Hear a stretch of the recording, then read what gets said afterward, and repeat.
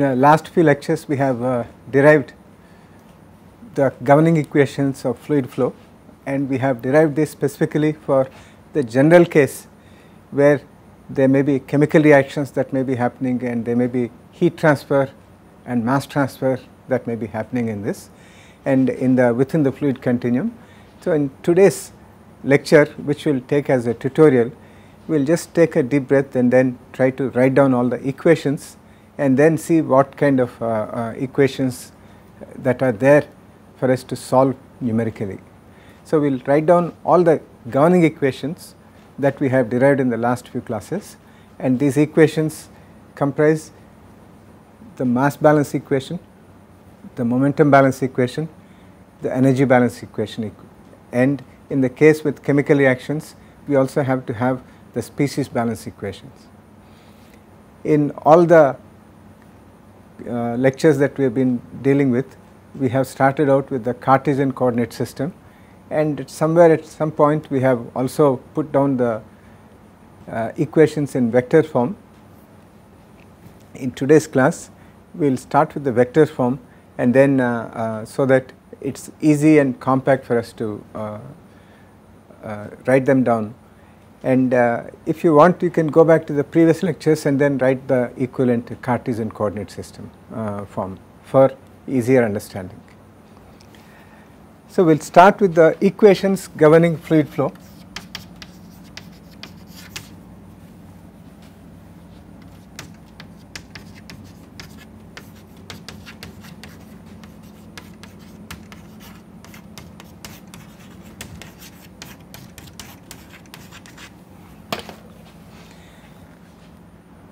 We are considering the case of a reacting fluid in which you have a homogeneous reaction which is given in a stoichiometric way as like this. We have A R1 J X1 plus A R2 J X2 plus so on.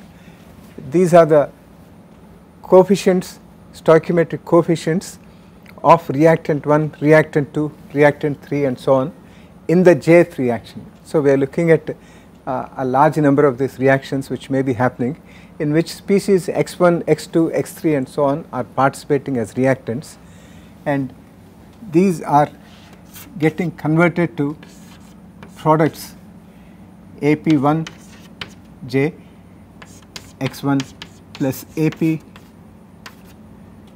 2J x2 and so on here. So in a given system of chemical reactions having ns number of species,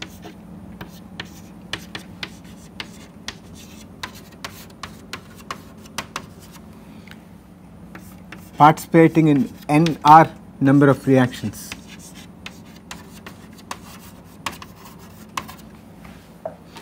in this sometimes some of the reactants may appear as reactants and sometimes they may appear as products.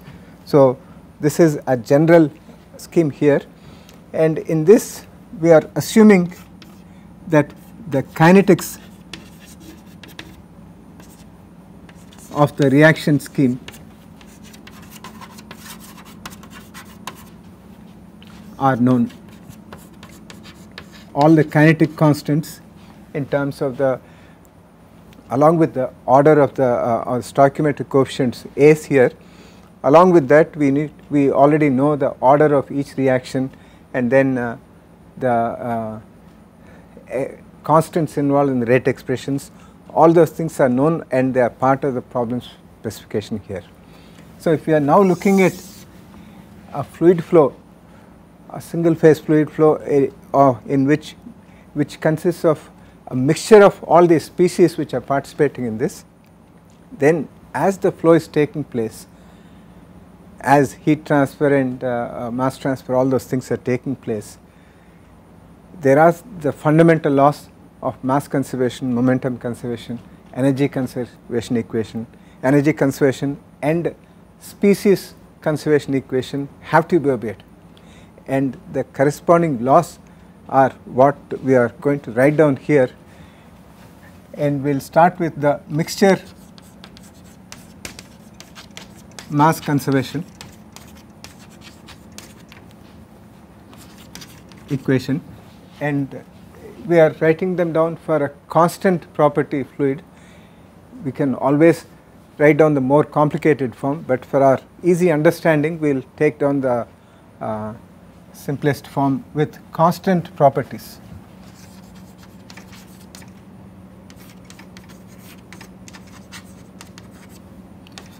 Of the fluids including the species. Okay, so all the relations like thermal conductivity, specific heat, and other properties of the individual species and of the mixture are expected to be known and constant when we are writing down this simplified form of equations. And here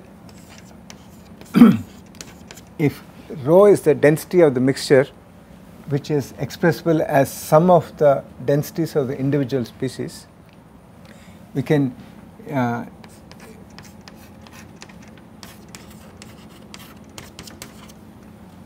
write down the mixture equation in this particular form, where rho is the density of the mixture, mass density of the mixture, and u is the mass velocity of the mixture. And we also have the momentum conservation equation for the mixture is again dou rho by dou t. In fact, here rho is constant, so we can cross this out and then we can take it out, and that becomes del dot u equal to 0. And here we have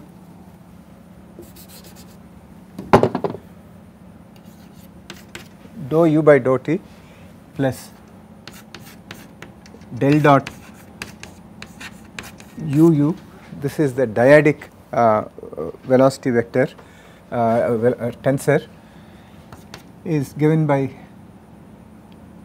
nu del square u plus g. Okay, so we can write this also as dou u by dou t plus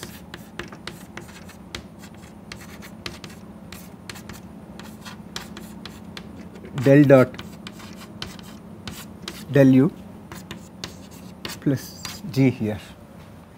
So this is the momentum conservation equation. Thank you. And we have also forgotten the pressure gradient, so that comes out here like this.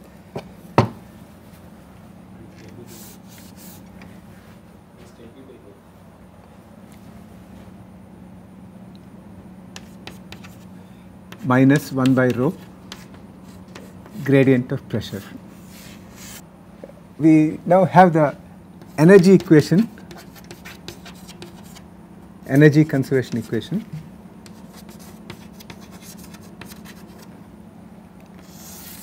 This again can be different types of energy, and we have finally derived an expression for in terms of enthalpy. From that, assuming constant properties, we had an equation written in terms of temperature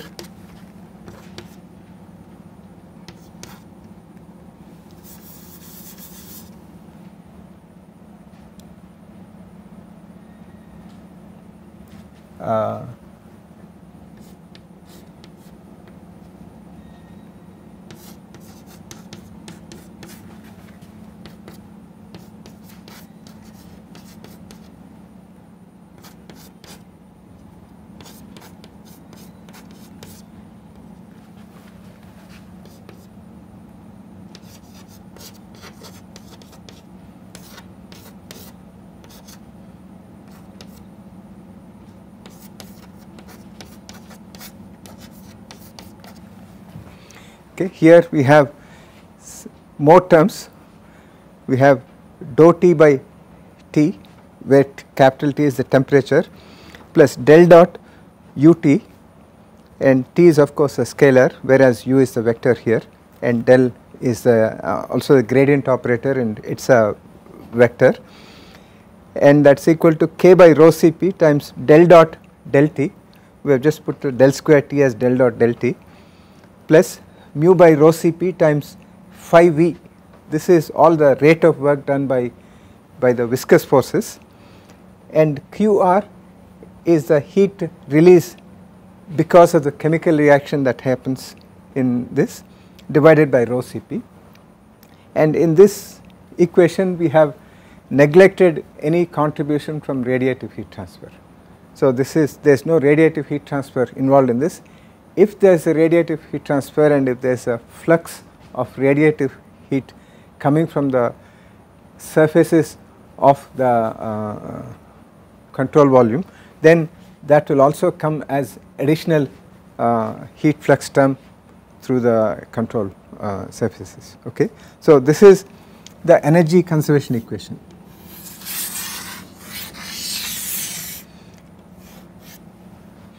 And we also need to have a definition of density and all that.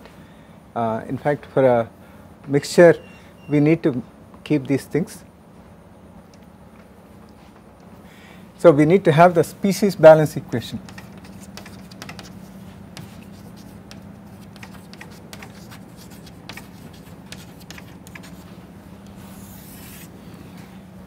And this we have put in the form of the mass fraction of the species.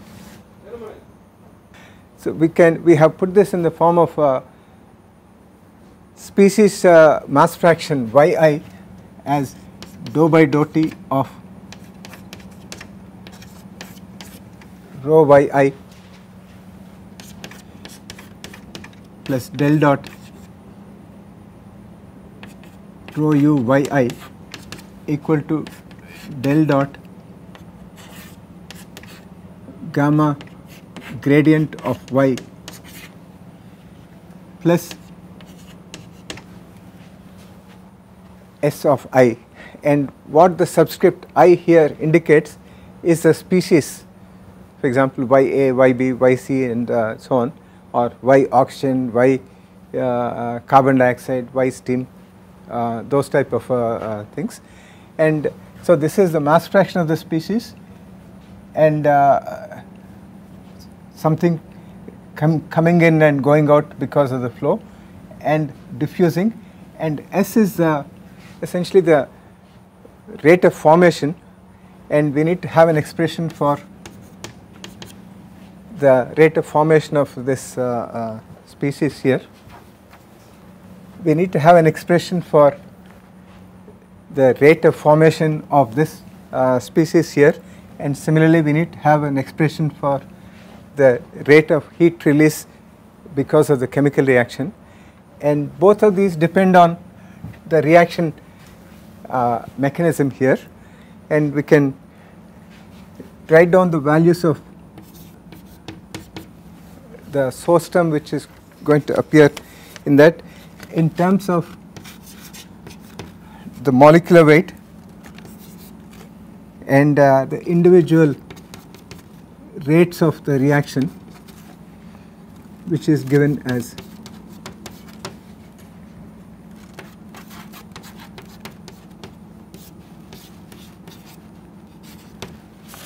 okay. So this is the rate of reaction of the jth reaction, and in this reaction the ith reactant is appearing as a reactant with this stoichiometric coefficient in the jth reaction, and therefore it is disappearing at this rate, and it may also be appearing as a product with a coefficient of APIJ.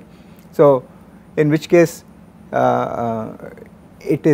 it's being formed, so that is an addition, and the rate of formation is given by rate of that particular reaction and the stoichiometric coefficient here. And in a general case you have either this or this as non-zero or both as 0. So it is unusual to have both being non-zero in the same reaction.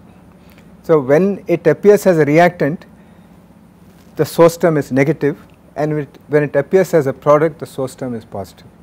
and the rate at which it happens is given by the stoichiometric coefficient of participation as a reactant or as a product times the rate of reaction, and this can happen in any or all of the J reactions. So we have to sum over all the reactions, all the J number of reactions, in order to find out the total rate of formation of this, and here these are in terms of stoichiometric coefficients. So we need to get that into multiply by the molecular weight of this species in order to get the source rate of formation here. And similarly the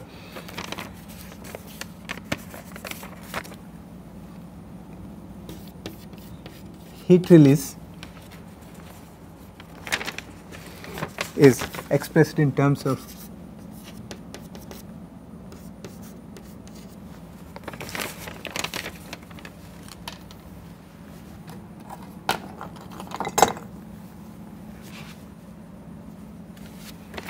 this is sum over all the reactions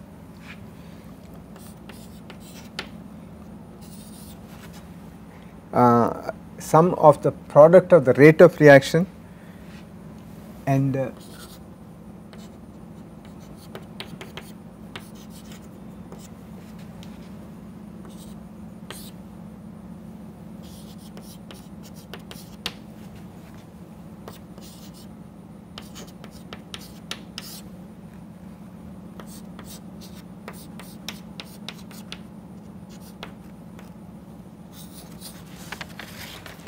okay. So what we have here is in a particular Jth reaction ith species is being formed.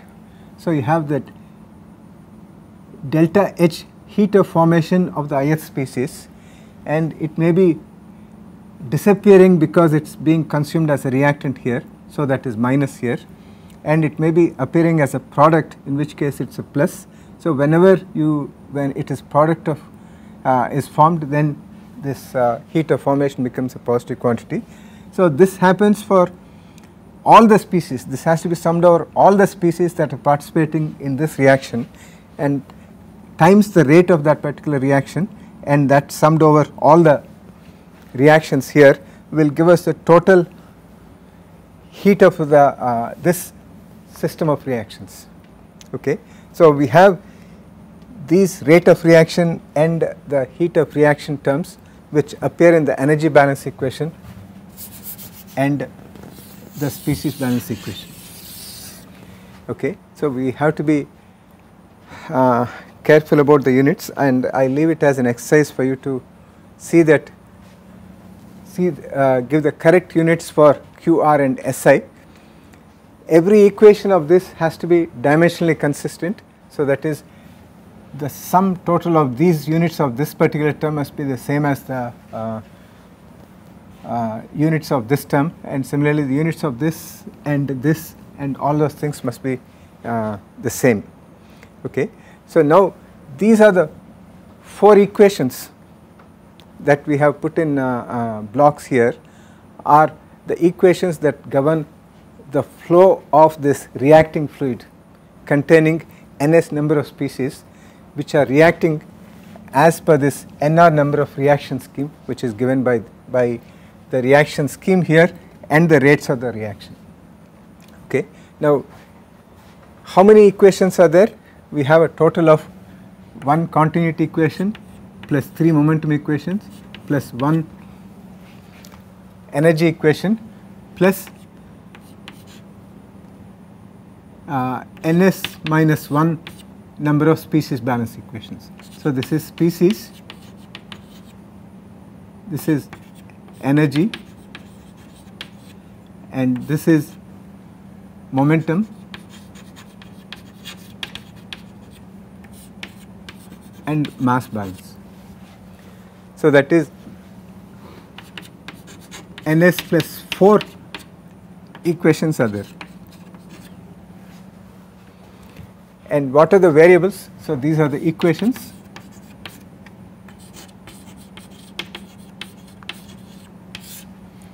We have the mixture UVW, the mixture pressure, the mixture temperature and the mass fractions of the species, and there are ns number of species. Okay. So we have, so this is ns number of species, but we know that in addition to this we have sigma yi equal to 1. So we need to know only ns minus 1 number of these to get the last one here. So we have ns minus 1 number here plus 5. So the total number of unknowns is ns plus 4. So this total number of unknowns is ns plus 4, and the number of equations that are available is also ns plus 4. So these two are the same. So we have these 4 equations plus the condition, since we have put the species balance equation in terms of the mass fraction, all the species will have to add up to a total of 1, is an extra algebraic constraint that is coming up, and because of that we need to know only ns minus 1 number of yi's, and the last one, the remaining one, is known from this equation. So here we have so many number of equations. In the simplest case of no chemical reaction and a single component fluid like that, then the same equations apply. Here this becomes redundant, and rho becomes the density of the fluid, and nu becomes the viscosity here, and in this equation QR will be 0, but all the other terms will remain. Okay, so you can have QR becomes 0 and SI becomes 0 and YI is equal to 1. So it's nothing, it's essentially the same as the this one here, because if YI equal to 1, gradient of 1 is 0, so this term is 0, and here this becomes this and this becomes this. So the species conservation equation reduces to the mass conservation equation, which is not surprising, and you have the other equations remain the same except for the heat of reaction, which appears in the energy equation. So when you look at these equations have a characteristic form which is both advantageous for us, and it's also something that we have to take note of when we attempt a solution of this. And that characteristic form is what is essentially known as the transport equation form, where something is written in terms of dou phi by dou t plus del dot u phi equal to del dot gamma phi times gradient of phi plus source term here. So this is the standard form of this equation. The rate of variation with respect to time of phi at a particular point xyz within the whole domain or within the fluid continuum is given in terms of what is a term which is known as the advection term here.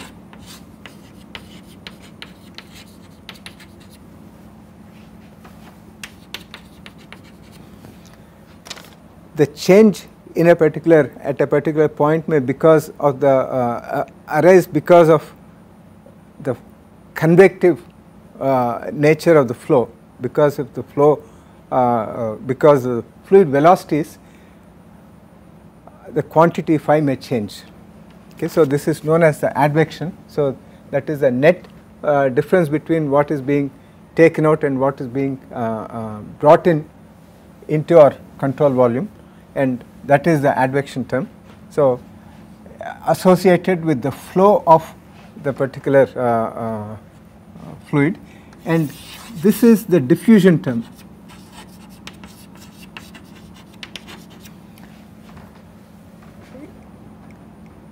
Counter gradient diffusion is what is actually bringing in either momentum, okay, here, and heat and also the mass transfer here that may be happening.